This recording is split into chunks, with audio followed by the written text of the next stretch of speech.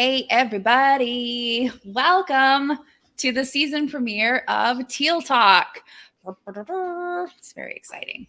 It was a kind of an anticlimactic, I guess it was a trumpet. I'm not really sure what I was going for there, but I'm your host, Mediavine's Jenny Guy. So excited to welcome you to another wonderful season of our show about the business of content creation. Our fourth season, as hard as that might be for all of us to believe, it is the truth. Another thing that is also true and hard to believe, it is already September 14th. How is it how? Football has started back up. Homecoming is around the corner. I am constantly being encouraged to purchase a shacket. I don't know if I'm alone in that. All of which begs the very important question, have you broken the pumpkin seal yet? Say hi in the comments and tell us the date that it becomes appropriate in your mind to start ordering all of the pumpkin drinks. Tell us hi. Okay. In other news, and speaking of the year flying by, I got an email yesterday that informed me that it is only 48 days to Halloween and 73 days to Thanksgiving. So I guess what I'm saying is Happy New Year. Welcome 2022. I don't even like I guess 2022, please be kind. Our standards are very low or whatever, we're just really anything that you do is fairly passable. Okay. But hold up, before we fly headlong into a new year, we have Q4 revenue to earn. The best time. There's still a few weeks remaining for content creators to get their ducks in a row for the top earnings time of the year. And part of that, let's be real, should include mental preparation. Enter my awesome guest for our season premiere. It is Jessica Formicola. She's a Mediavine publisher with her website, Savory Experiments, and she's here to ensure that we are approaching everything that we do with a business owner mindset. Hello, Jessica. Welcome. Hi, I'm happy to be here. We're so glad to have you. I'm going to read your very impressive bio. Jessica is a former psychotherapist.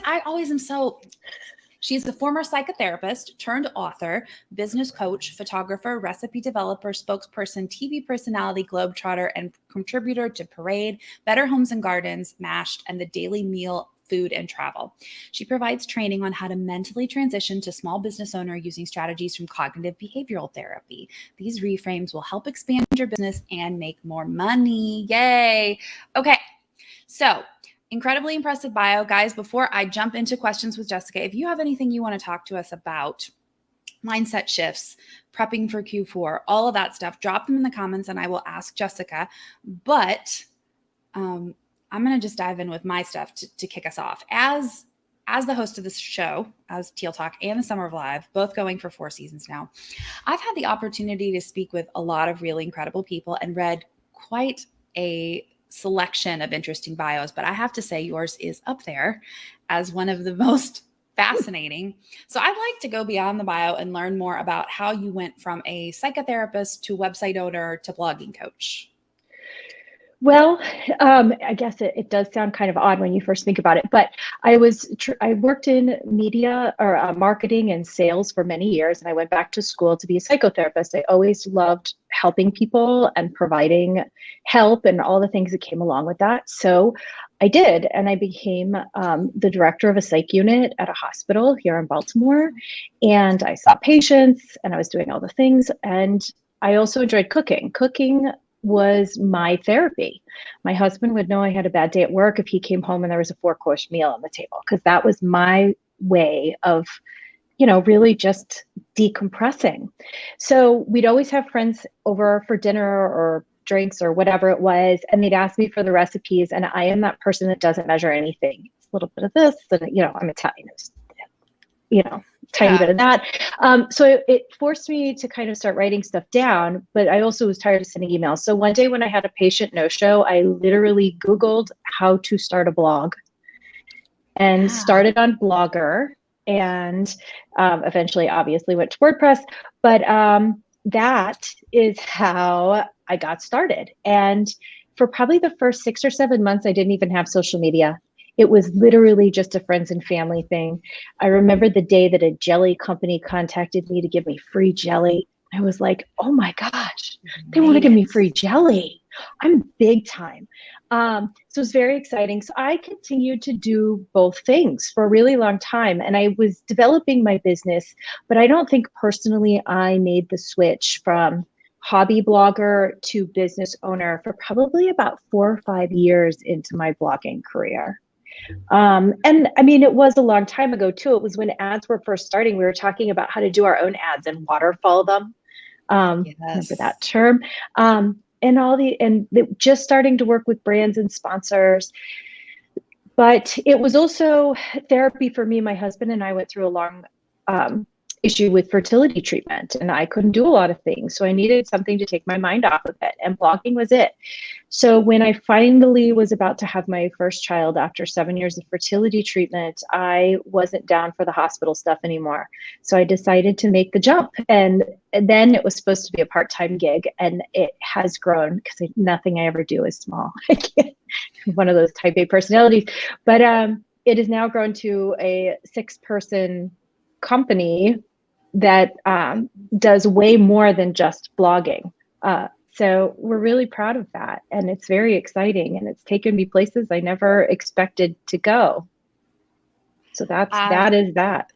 It's super exciting, and I love hearing the different phases of it, that it started out being something that was serving your needs at the time, and sounds like it's really shifted into something that's about serving others and serving your audience. And I think that's a really key mindset shift.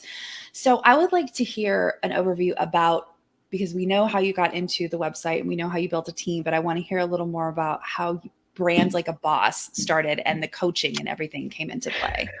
Oh, goodness. So I started accepting contributors to my website about 2 years ago now. And then it was a way to have more content creation on my site so I could focus more on the business side of it. And I started coaching my contributors. I was a contributor to all these other sites, not just the big sites, but a couple of other blogs. Took everything that I didn't like and everything that I did like and made it into my own contributor program. And one of the big ones was coaching and mentorship. And I feel like they always offered that, but they didn't really give it to you. So I went in hardcore. I mean, we were doing Zoom calls, and a lot of the things that I realized I kind of took for granted or just did naturally, my contributors were having these epiphany moments of, oh, really? And it was like groundbreaking.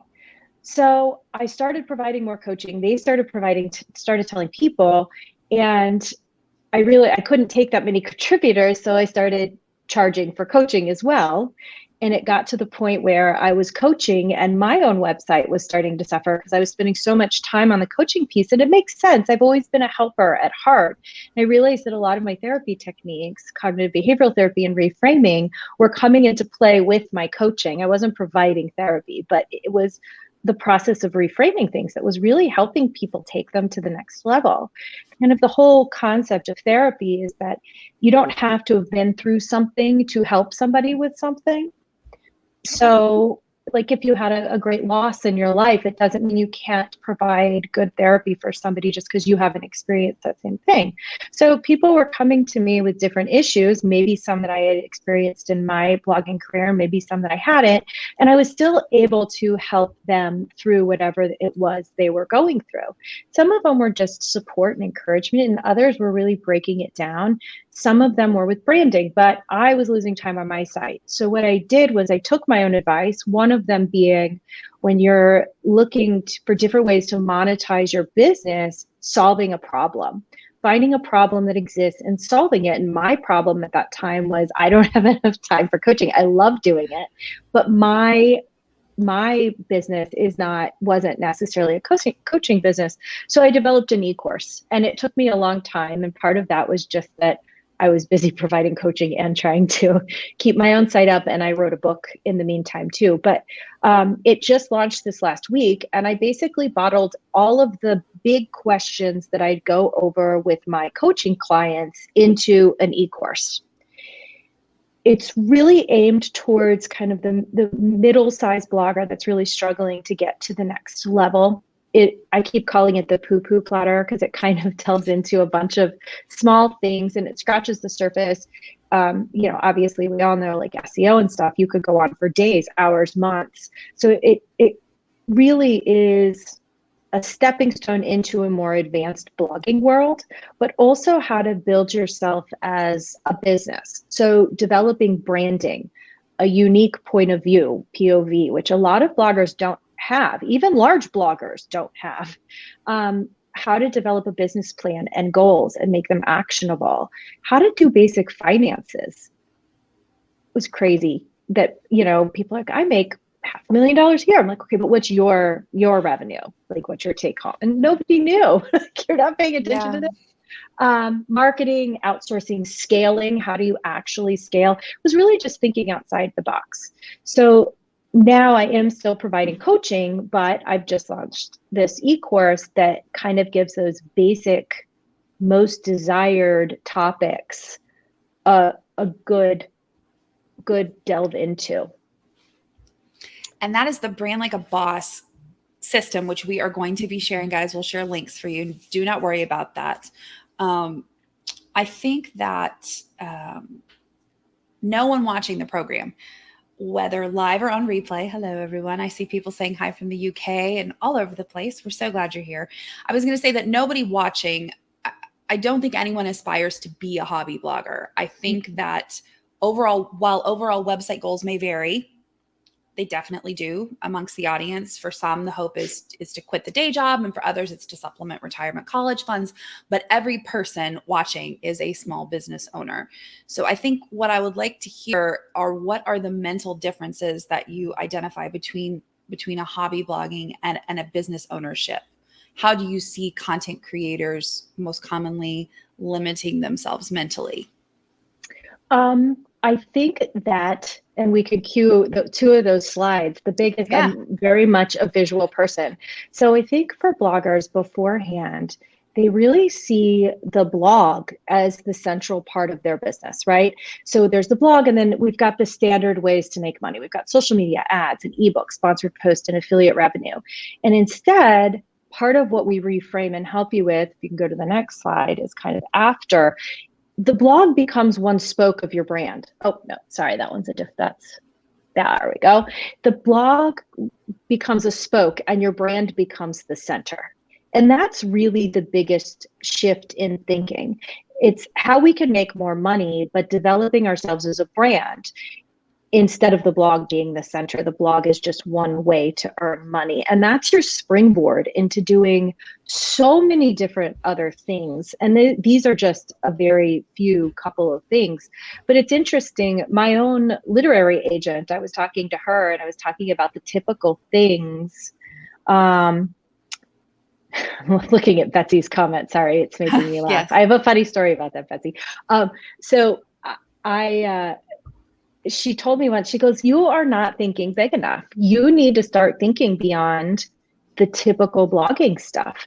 And you can do so much more. You can be so much more. You can grow so much more. And I was like, you're right. Like, why am I imposing my own glass ceiling? And since then, I've really started to think outside of the blogger box and develop more ways to earn revenue and solve problems. And that's really what I'm looking for. And what we talk about in Brand Like a Boss is, how do you be the person that develops that little plastic thing on a Starbucks cup to keep the coffee in when you're driving? Like, let's find a way to solve a problem and develop a brand, not just a blog. Because I think in our business, we understand what blogging is and how hard it is, but a lot of other people don't. It's very misunderstood. So when you go out into the business community and you even use the word blog, it's not that it's a dirty word, it's just a misunderstood word. You need to reframe yourself and your business differently. And you need to have the same pieces that other brands and other businesses do to be taken seriously. You need to have that unique POV with pillars. You need to have a business plan. You need to have an elevator speech, elevator pitch. You need to really have the confidence to know what it is you're doing and how you're going to market yourself as a brand.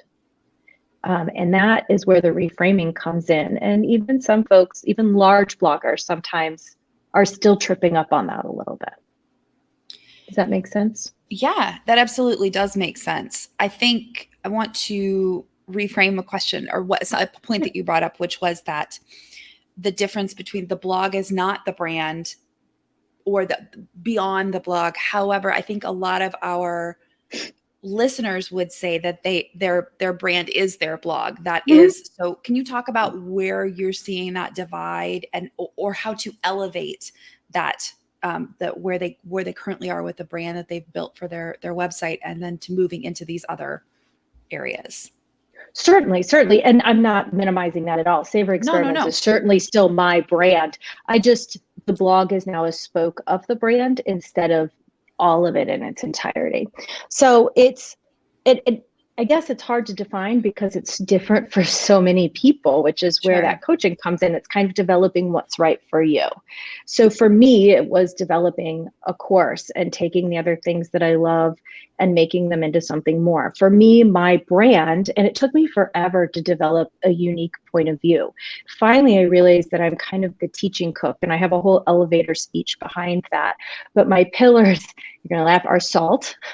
We talk a lot about salt, seasonings, swaps, and sauces. And those are becoming the brand. And out of that, we're developing products and books. And the blog has all of these things woven through it in every single post and every single thing that we do, the pillars of our unique point of view. And I'm going to stop you just quickly. Can you talk about pillars just quickly, just for in case anyone hasn't heard about pillars or what you're talking about there? Give us a little more information on that. So a unique point of view is really hard to come by. We all have a point of view. It's developing a unique one that can be really challenging. And honestly, for me too, it took me years. I met a TV producer years ago, and I was interested in doing TV. I hadn't started yet. She goes, "What's your unique point of view?" I don't know. I want to be the next Rachel Ray. And she's like, "You can't be somebody else. You need to be yourself.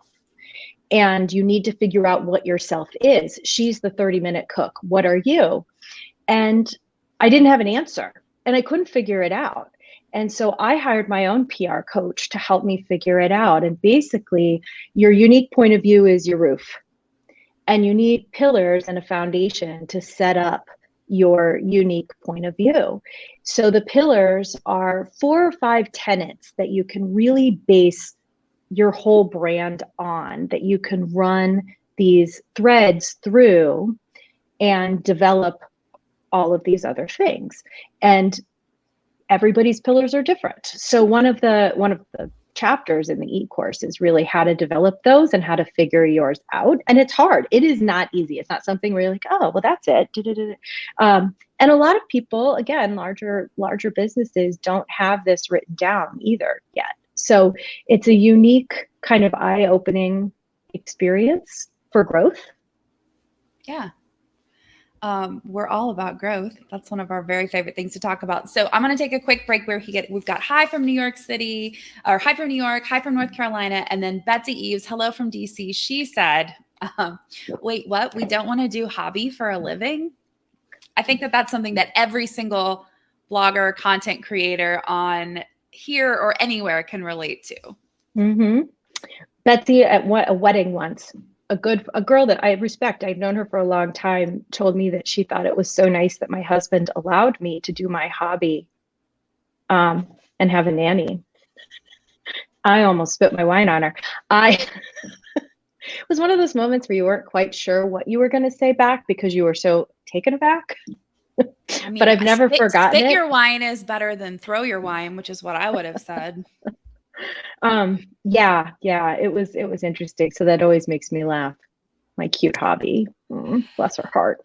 That's just, yeah. And like you said, so when you're looking at going in and being on equal footing with business owners, you think a big part of that is stepping into taking yourself away from, I'm a blogger. Not that there's anything wrong with that, but we all know, everyone here knows that there's so much hard work and so much time and skills. You guys are content creators, are photographers and writers and PR people and all. I mean, there's zillions, not to mention the technical aspects. So, but how have you seen this system, and thinking of yourself more as a brand as opposed to just a website?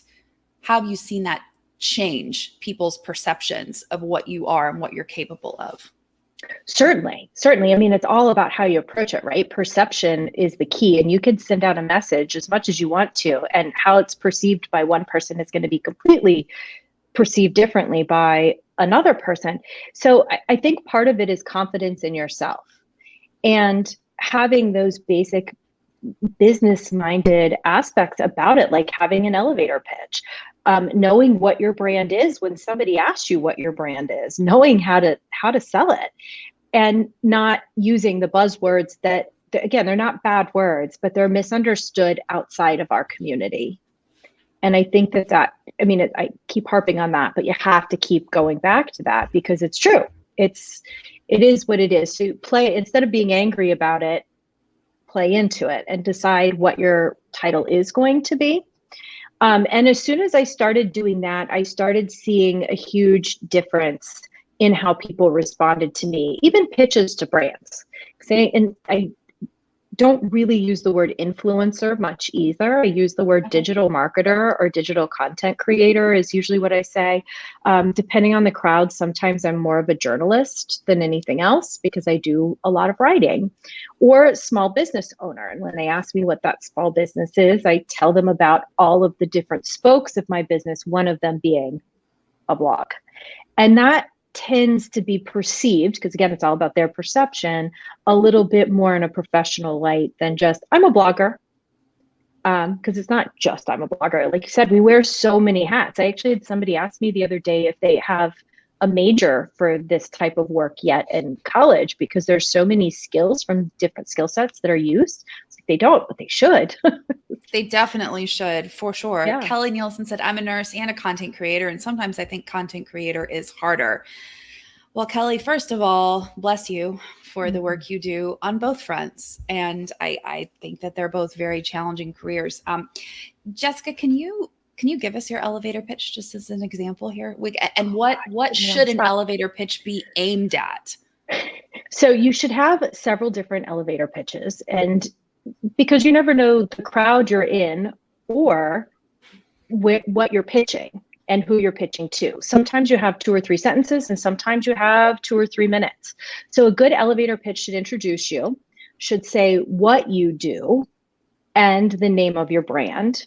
You should try to throw in a few of your accolades if you can without sounding too conceited, if you will, but how you can solve a problem for whoever it is you're speaking to, and either some sort of call to action or something to personalize it. And that's what we talk about too, is when you're developing your unique point of view, like how are you going to differentiate yourself from all of the other people? I know not all of our content creators are food bloggers, but I read once that there's like an estimated 2 million food blogs. How am I going to be different from the 2 million? And for some people, it's what they do. And for some people, it could be how they look. But whatever you do, you need to be memorable. Whether it's a picture on your card or Sally Jesse Raphael in her red glasses or Guy Fieri and his crazy hair, or it's your personality. And for some people, that's all they need too, is the personality. So my basic elevator pitch is, hi, I'm Jessica from Savory Experiments. I create recipes, I write articles, I help other small business owners elevate their business. I've been featured in Better Homes and Gardens, Fox News, ABC News, and Good Morning America most recently. We're really excited about that. I've heard about your alternative flour brand, and I use your oat flour all the time in my famous chocolate chip cookies. I'd love to talk more about how we can maybe work together and see how Savory Experiments could help your X, Y, and Z brand. Can we set up a Zoom call? Or what's your favorite type of cookie?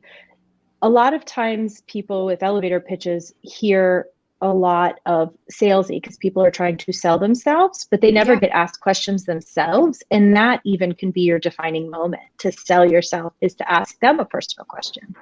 Do you use this flour? What's your favorite type of cookie? Do you have kids? What are their favorite types of cookies? Any of those types of things. So you should be able to hear the word elevator and just start talking your elevator speech. It should be ingrained in you. I love asking questions to the people that you're pitching and involving them. Because even if you put that CTA, if it's super salesy, it feels like it's just like another one in the pile. But if you're actually asking a question, and I think you can even ask questions that are related to the needs of the brand, related Certainly. to what are your current goals for this particular flower line, that where are you finding yourself struggling? What are your pain points? I feel like I could help, so. Definitely. Or where are you seeing trends going? Yep. What kind of challenges do you have? I mean, all of that kind of stuff is great, and it's memorable. All helpful, very memorable, and puts you on an equal footing in terms of the conversation. I love that. Lynn I do too. Lynn April just told us, this is fantastic. She said, yes, I always ask people what their desert island dessert is. What an awesome, that's a great question. Memorable. And also now I'm thinking about it. I don't even know what mine would be. I know, right? Chocolate cake. Hence chocolate cake with fudge frosting. Yeah. I am not a chocolate. I think I would probably do coconut cream pie or maybe strawberry cream cake. I love both. Those are both pretty refreshing, and you're on a desert island. I'm thirsty. I'm drinking out of a coconut. I have Lynn, what a you have it all figured out. Yeah. Okay. I want to talk about the top skill sets to develop as a small business owner. Moving beyond the website, what are the top things that you need to look at? Where are the top places, the top stumbling blocks that you see people hit? I think a lot of times it's their own self. That might be a little bit of a cliche, but it really is. It's in their own minds getting past this whole I am a blogger thing, and this is what we do. And you don't have to be just a blogger. So it's getting past that in your own mind, and then also figuring out the biggest things I see in coaching are time management. These all sound really simple, but I think a lot of people can relate. Time management, productivity, basic finances, and the other big one is SEO. And I'm not an SEO guru, but I think that we've almost saturated ourselves with all of these, reading all the things and watching all the blogs and all the YouTubes, and myself included. I reached out for an SEO audit just the other day. At some point, your brain starts to explode. So in that case, actually being able to dial it back and look at things a little bit more objectively. People tend to think with their emotional mind instead of their logical mind. And I get it. Our blogs were born on blood, sweat, and tears. They're our babies. So there's emotional piece that's there. And sometimes that can get in the way of making these other business-minded decisions that are data-driven. So that's a big piece of it. Also, goal setting. So people tend to make big goals, right? And they're like, the biggest one, I send out a questionnaire to all of my coaching clients, and the first answer is always, I want more traffic. Don't we all? You could be as big as you could be and you still want more traffic, but how are you going to get that? And I think that it's the concept of breaking things down into SMART goals, which I'm sure we've all heard before, but we've never applied it to our own businesses. So breaking them down into realistic, actionable goals that have timestamps on them, and being able to check off the small achievements. Just figuring out what that means. There's no number attached to get more page views. Well, how are you going to do that? So figuring those bigger problems out and breaking them down into smaller problems, but then also having somebody that holds you accountable. And that's where I come in, is helping you break them down and then holding you accountable, even if it's just sending you a text message and saying, hey, did you do that today? Working on that thing. Yeah. So those are the biggest stumbling blocks that people come to me with. And time management and productivity are probably the top ones. The personality type that comes into this line of work is very self-motivated. They're very driven. They're usually pretty type A and kind of OCD, and they see these big goals, and that's great. And we want you to have them, but how do you get them? So we've got to take a step back and kind of start with a time analysis study of how much time do you actually have and how much time does it actually take you to do tasks? And then we start talking about scaling and outsourcing and how businesses hire people when they get bigger, because the only way to do more is to have more hours, and you can't make another one of you. So now we've got to outsource, which for me ended up being another, oh, I see a problem. Now let me solve it with a solution. So then I developed, I know I'm crazy person. I developed the whole virtual assistant services based on that, because the other issue people had was that they couldn't find good VA services. Either they're charging an arm and a leg, or they weren't able to do like A/B testing and really look at the data and have a voice in the process, or there wasn't really, it was like, this is what we do. And there wasn't an a la carte system. So from that, I developed a virtual assistant service with my own VA who has been with me for years, and developed another business off the brand. So that came in too. So those are the biggest things: is scaling, growth, goal setting, time management, and productivity. So just a couple little small things that we brought up in there, and there's a lot of them I want to dig in a little bit deeper on. But first, I want to say Betsy gave us a great suggestion for a question. She said, if you could wave a magic wand, what would your ideal partnership with a content creator look like? That's what I like to ask brands I'm working with. She said, asking this kind of question allows me to cater my answer to what the brand actually wants, needs, and what I offer them solves for their problems and wants. Love that. That's really, really great. That's excellent, Okay. Betsy. I love that question too. Anything that inspires them to start having a conversation with you and telling you more about what they need and want. Because if you don't know, how can you can't be it. You can't solve it if you have no idea. No, it's like walking into a dark room and expecting to hit the bullseye. Turn on the lights. You can turn on the lights and give yourself an advantage. Yep, exactly. And ask questions. People generally love to talk. It's one of their favorite things to do. Sames. I think all my years as a therapist and being quiet and listening are now coming out as a content creator, because now I just talk a lot. You're like a camel. You've been storing it across the desert of your therapy years, and now it's just we love it. We're so glad to benefit from it here. So you mentioned something that I think is super key, but really difficult, because as you said, we are all very passionate, and they're as business owners and about our brands and our websites. And I think that making decisions in a data-driven business mindset type way, as opposed to going with our gut, can be very, very difficult. I also think that one of the things that I know personally stands in my way can be FOMO, is sitting here going, oh, but I need that, but the pretty thing, the shiny thing is over there, and I need that, but I don't know about that shiny thing. So how do you make a mindset shift to data and to not feeling like you are just walking into a dark room and taking a stab? Some of that that's a loaded question, but some of that can be just kind of education. For some people, they just don't even realize they're doing it. Like, they think that they're making data-driven decisions and content-based decisions, and they aren't. And that, again, is kind of the therapy technique of challenging in a very nice way, not like a mean way, but challenging to say, okay, well, how is this helping you? Because the definition of insanity is doing the same thing over and over again and expecting different results. And that's what you're doing. So what can we do differently that you're comfortable with? And sometimes being a business owner is being outside of your comfort zone and trying something new. So for whatever the issue is, we usually set up some sort of A/B testing, some way that we can test it.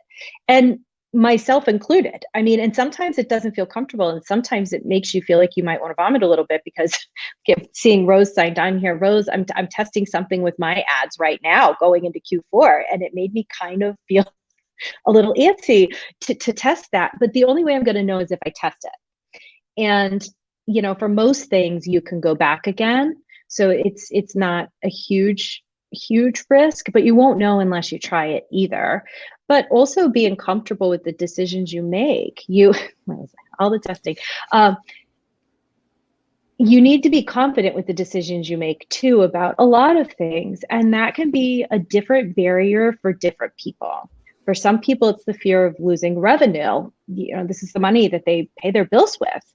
For other people, it's the fear of not seeing growth. For some people, it's the fear of, it's more about their clout in whatever industry they're in, if that makes sense. More about, their much larger, I don't want to say ego, but ego in whatever niche they're representing. So it can change for different people, and you have to figure it out. It's a very personal question. I'm probably not the answer you wanted to hear. It's not very concrete, is it? No, but it's logical. And what I think I'm hearing from you also is that you need to, part one, establish where you're getting your data from. Establish what your metrics are and what your sources are. What are your trusted sources? And while we all love getting advice in Facebook groups, taking that to then the next level and getting the data back behind it. So getting trusted sources. And then, like you also said, determining what your priority is and then where to take that calculated risk. Because if you come into a situation saying, I am not comfortable losing even a cent off my RPM, then testing a whole bunch of stuff with your ad placements is probably not going to work for you, because you'll have 12 hours of something not working out in exactly the way you want it. And then you'll turn it off and you don't know. You've got to be comfortable with that calculated risk. So what are your trusted sources? Where do you find them? All over the place. So I mean, if we're talking about Facebook, like I've got a mastermind group that I'm very into, that I trust their opinion. But I think that a lot of people too have FOMO, like you said. Like there'll be a thread that goes up about the newest shiny plugin and everybody's like, I want it. And you don't even know much about it. So I always, and I tell all of my clients, Google Analytics. People I think are a little bit scared of it. It's a little bit intimidating until you learn how to use it and navigate it. So they've got other insights on their blog, whether it's Jetpack or Monster or all these other ones, but some of those I don't trust those as much. Kind of like I don't trust Pinterest analytics as much or Facebook analytics as much. So my trusted resource is really Google Analytics. And then if I'm asking for opinions, is generally my mastermind group or my tech team. And I have confidence in them. Is that the yeah, that's exactly it. Answer you were looking for? Okay. Yeah, and Google Analytics is it's a huge resource it can be overwhelming, but it's a reliable resource and it's a helpful resource. So let's talk business plans. And what should one entail, and how do you even begin to approach putting one together? And what's the purpose? And I will ask another question. I'll ask all of them at once, and then you just attack in the order that you like. What is the purpose of putting together a business plan when you've already been in business for multiple years? Oh my goodness. Every business has a business plan, no matter how many years that they've been in business. And they can range for different lengths. I tend to do mine annually, and I do it on January 1st. I feel like it's kind of like making New Year's resolutions. It's figuring out where to go, but they are so important. They keep you on track. You know, how many people have written down something on their to-do list or had the intentions of doing something, and it just stays there. And the next year you're like, for me, totally candidly, it's email. Yeah. For the last 2 years, email marketing has been on my priority list. And I've very candidly, I've failed to do that. Or not failed. I haven't done all the things I intended to do because other things came up. But you also have to learn how to prioritize and pivot. Otherwise, you can run into issues too. So anyway, everybody should have a business plan. Every business has a business plan. Coke has a business plan. Target has a business plan.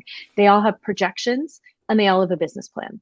The point of this is really establishing not too many, maybe 3 or 4 really big goals for yourself for the year, and then breaking them down into smaller, actionable goals, and then putting that timestamp on them.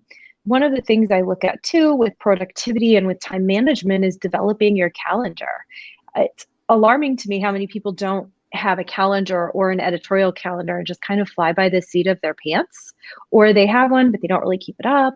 So it's encouraging folks to get organized, and we're going to look at your business plan. We're going to figure out how long it's going to take you to do something, whatever it is. We're going to break it down into actionable steps, and then we're going to put it in your calendar. So you don't get to your computer in the morning and say, what do I have to do today? And it takes you an hour to even get started to make your to-do list. You sit down and you've got that hour back knowing exactly what's expected of you for the rest of the day and for for those goals. And it's not something that's every day, but it's also nice to give yourself a pat on the back when you finish small and accomplish small goals. Again, like the one is always, I want more traffic. Well, great. Like, what is that to you? I don't even know. And what is your goal? And is it realistic? Is it reasonable? And now let's break that down into smaller pieces. And for my clients, what we usually do is we back into it. We look at what your target goal is, what your pie in the sky goal is it realistic? And then how many page views does that equal per day? Not just per month, not per week, per day. Because when you look at, I want to increase my page views by 15,000 page views in the next 3 months, that sounds huge.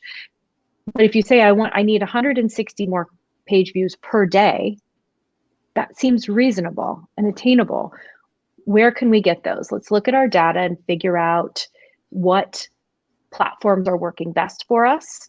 And I don't think Facebook's dead, and I don't think Pinterest is dead either. So, listening to that too, I think those are areas where we could still see a lot of improvement. But even improving one post on SEO can send you 160 clicks per day.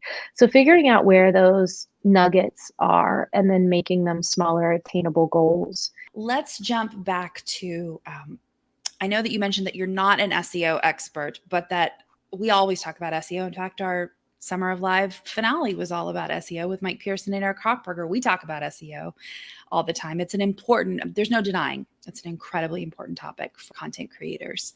But how do you apply the brand like a boss system to your SEO? How do you approach it more as a business owner? So I think you really do approach it. You still approach it the same way as you would as a blogger. SEO is one of those funny things too, where I just kind of always have done what I always did, but a lot of people weren't kind of aware of a tiered system. I always call it the shake and bake. If you've seen Delegating Good Nights, where you kind of use one post to slingshot yourself forward for another post, but also just aiming for where you are instead of where you want to be to get yourself there, kind of a tiered approach. I think in my work, I started working with businesses outside of blogging, which was, again, kind of solving a problem and seeing where there was an opening. And this anybody could do in your local area, really having them understand what it was. Even my publisher has now hired me to be a consultant to teach them how to do SEO research for books.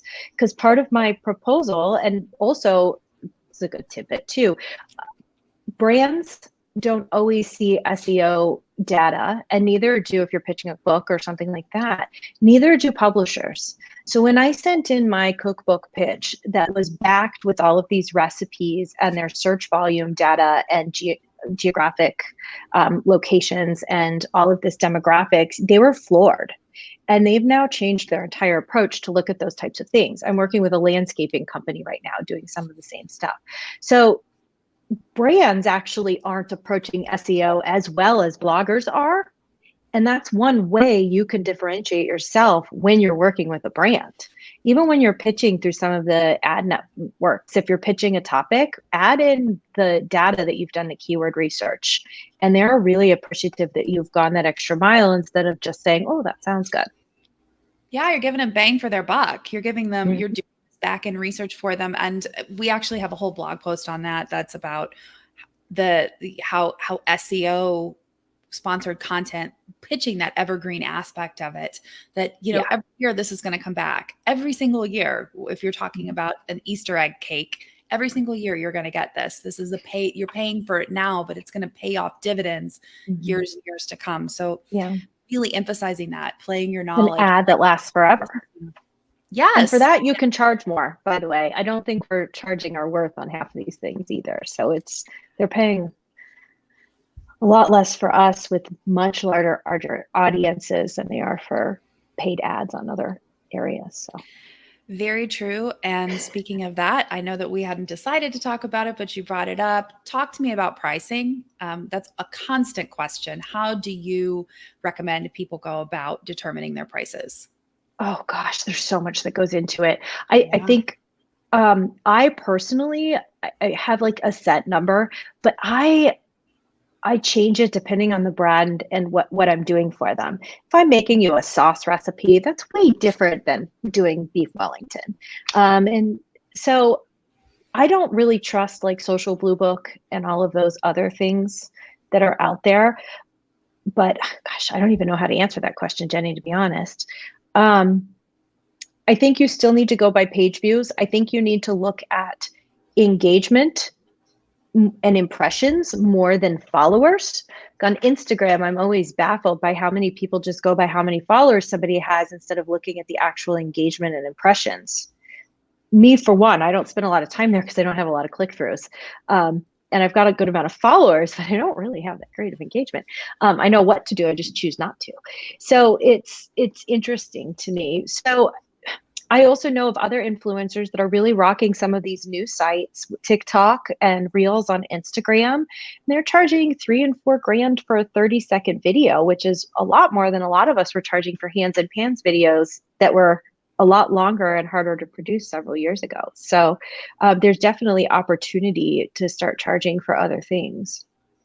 For sure. And I also want to add to all of that amazing that you just dropped, that I think that asking questions like what you guys have been talking about, figure out what the brand wants and then how you can deliver that. If you are not as big in terms of following, but you can create some beautiful recipes, videos, whatever it is, and that's what the brand is wanting, and there's a licensing or they just want to be able to link to you on their own social media accounts, you have that to offer. You may not have the audience, but you have the ability to create beautiful photos, recipes, videos, whatever it is, you can do it and you can bring it there, a packing list.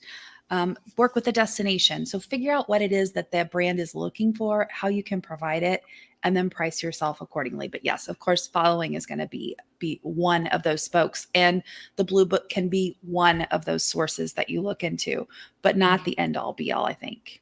No, not at all. Everybody's is going to be so individual, but I love asking the brand. I think that as influencers, sometimes, especially during the pandemic, we were so desperate to get work that we kind of were like, I'll do anything, instead of asking those questions that might have helped us fluff our proposals a little bit better and get more be able to provide them a better service and get more in return for ourselves.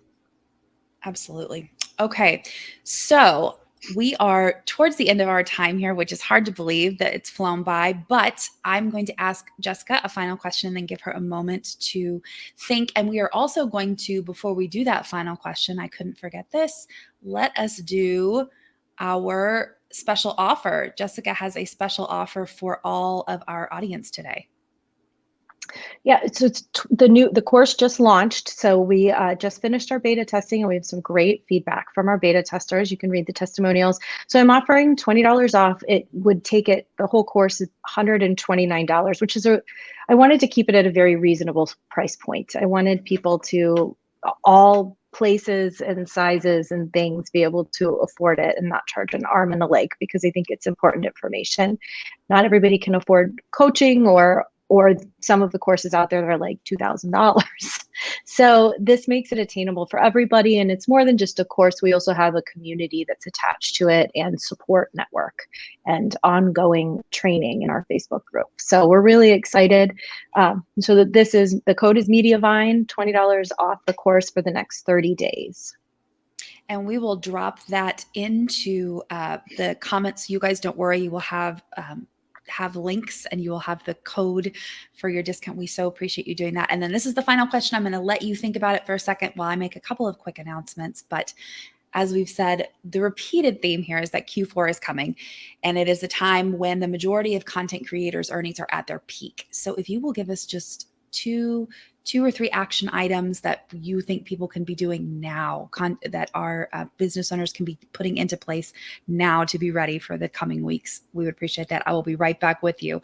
Okay, everyone, on the next episode of Teal Talk, it is Tuesday, September 28th at 1 p.m. Eastern. We are with Paul Gowder, founder of powwows.com, and we are talking about actionable ways to build an engaged community. Looking forward to learning from him on that.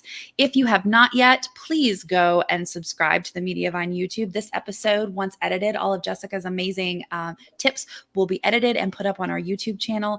And then if you don't want to miss another episode, make sure to like our Facebook page. And finally, we are still, the casting couch is still open. The casting call is still open. Please think about it. If you have been sitting here during any one of our episodes and thinking, gosh, I could do that. I have something special that I could offer. Please don't hesitate to submit it. We will drop the link there in the comments for you to come over, fill out some information, and we will follow back up with you if it's something that our audience would be interested in. So excited. Okay, Jessica, Q4, continue dropping wisdom, please.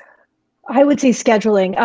You should probably have all of the thoughts on your posts that are coming out for the holidays already completed, and they should publish 30 to 60 days before that actual holiday. Even if you don't start promoting them yet on like Facebook and Instagram, get them going on Pinterest and get them going in Google, and make sure that they're on target, because something that's for Christmas that you drop on December 21st isn't going to have a huge amount of time to really get its mojo going as best as it could. So get that done, get your editorial calendar in check. I always go back and look at what performed well for me last year and make sure that it is fully optimized for ads, that there are enough tweaks there, and that it still is the best it could be for the SERPs, because I think we often forget that that's fluid. It's constantly changing, and your competitors are constantly changing. So something that was number one last year might not be number one anymore, and you need to go back and tweak it. You also need to give Google enough time to reindex it. And my last piece would be that you often can't do it alone. There are not enough hours in the day. So don't be afraid to outsource. My shameless plug for more services. We still do have those Blog Like a Boss VA services, and the link is there too. Again, very reasonable prices from well-trained VAs. You want to be able to enjoy your holidays and make money. So don't be afraid to scale. That's part of being a business owner and part of growth. Love that. And we have shared in the comments, we have got the presentation is in there. You guys can find Jessica at all the different links. Her Brand Like a Boss course is now live on Teachable. Please feel free to go in there and grab it. Go right now, get into your Google Analytics, get into your Search Console, find those posts that have been performing well over the past few holidays, and jump in there, hit return, break up those paragraphs, go into the comments, find those questions, add the FAQs, lengthen the content, and let's get ready to have our best Q4 ever, guys. We have earned it. Jessica, it has been wonderful. Thank you so much for being with us. Everybody else, we'll see you in a couple weeks. Bye, everyone. Thank you for having me. Bye-bye.